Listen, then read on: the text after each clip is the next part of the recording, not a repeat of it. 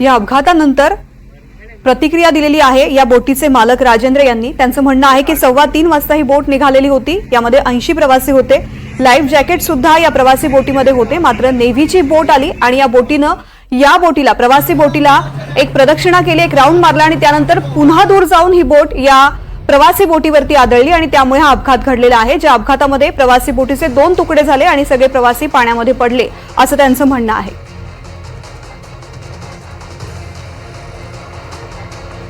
तर या अपघातानंतर या संदर्भातला मुद्दा अधिवेशनामध्ये सुद्धा उपस्थित केला गेला आणि मुख्यमंत्र्यांनी यावरती प्रतिक्रिया दिली आहे। पाहूया की उरण कारंजा इथे एक बोट बुडलेली आहे। मला वाटतं साधारणपणे 35 एक लोक त्या बोटीवर होते। तर मी मुख्यमंत्री महोदयांना विनंती करीन की जर काही माहिती असेल तर ती सभागृहासमोर ठेवावी आणि जी काही मदत लागेल ती सरकार आणि शासनाकडून ती पूर्ण मदत व्हावी। ठीक आहे। महोदय, मला देखील प्राथमिक माहिती मिळालेली आहे।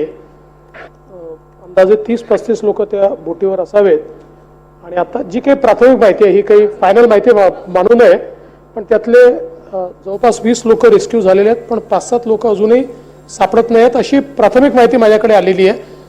जी काही पुढची माहिती माझ्याकडे डिटेल येईल त्यावेळेस मी सभागृहात निवेदन करेन। ही साधारणपणे 3:15ला ही एलिफंटाकडे निघालेली बोट होती। चला आता तर आदित्य ठाकरे यांनी या संदर्भातला प्रश्न उपस्थित केल्यानंतर मुख्यमंत्री देवेंद्र फडणवीस यांनी या संदर्भातली माहिती दिलेली आहे। आणखीन बरीच माहिती येणं अपेक्षित आहे असं त्यांनी म्हटलं। यासोबतच 3:15 वाजता ही बोट निघालेली होती। यामध्ये 80 प्रवासी होते आणि आता रेस्क्यू ऑपरेशन सुरू असल्याची माहिती त्यांनी दिलेली आहे। आत्ताची अपडेट आपण पाहतोय, 3:15 वाजता ही बोट निघालेली होती आणि 80 प्रवासी या बोटमध्ये प्रवास करत होते। 66 जणांना वाचवण्यात यश आलेलं आहे। या दुर्घटनेमध्ये 3घांचा मृत्यू झालाय, 10 जणांचा शोध सुरू आहे। नेव्हीची बोट प्रवासी बोटीला धडकली आणि त्यामुळे हा अपघात घडल्याची माहिती मिळते।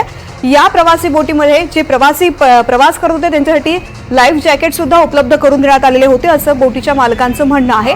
ही बोट उलटल्यानंतर या ठिकाणी रेस्क्यू ऑपरेशन जलद गतीनं सुरू करण्यात आलेलं आहे। जास्तीत जास्त लोकांना समुद्रामधून बाहेर काढण्यासाठी प्रयत्न केले जात आहेत। आत्ताची महत्त्वाची अपडेट म्हणजे 3 जणांचा मृत्यू झालाय, 10 प्रवासी अजूनही बेपत्ता आहेत ज्यांचा शोध सुरू करण्यात आलेला आहे।